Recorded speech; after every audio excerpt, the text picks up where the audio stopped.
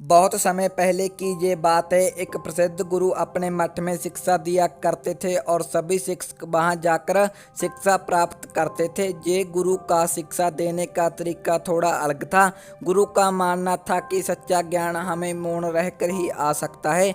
उनके मठ में मौन रहने का नियम था। इस नियम का एक अपवाद ये था कि शिक्षक के 5 साल पूरा होने पर शिक्षक गुरु से 2 शब्द बोल सकता था।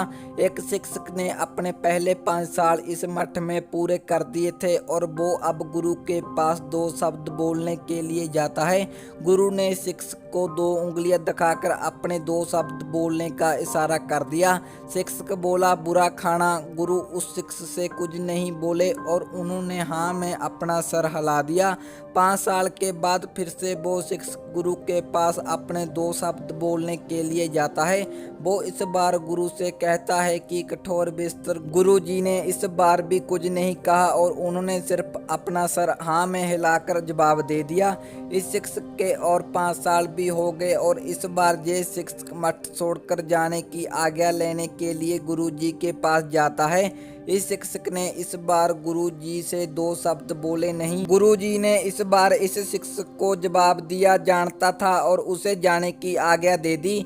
गुरु जी मन ही मन में सोच रहे थे कि मौका मिलने पर भी सिर्फ शिकायत ही करते हैं, उन्हें कहाँ से ज्ञान प्राप्त हो सकता है। इस शिक्षक की तरह ही बहुत सारे लोग अपनी जिंदगी सिर्फ शिकायत करने में ही बिता देते हैं और अंत में इस शिक्षक की तरह अपने लक्ष्य को हासिल नहीं कर पाते हैं। शिक्षक ने अपने पहले 5 साल का इंतजार सिर्फ यही बताने में निकाल दिया कि खाना बुरा है। दूसरे 5 साल का इंतजार किया और बताया कि बिस्तर कठोर है। अगर वो चाहता तो खाना बनाना खुद सीख सकता था और बाकी लोगों को भी अच्छा खाना खिला सकता था। अगर उसने मन में ये तय कर लिया होता कि उसे सिर्फ अच्छी शिक्षा लेनी है तो वो उस कठोर बिस्तर पर भी आराम से सो सकता था। हमें शिकायत करने की जगह पर खुद को बदलना चाहिए और चीज़ों को सही करने की दिशा में काम करना चाहिए।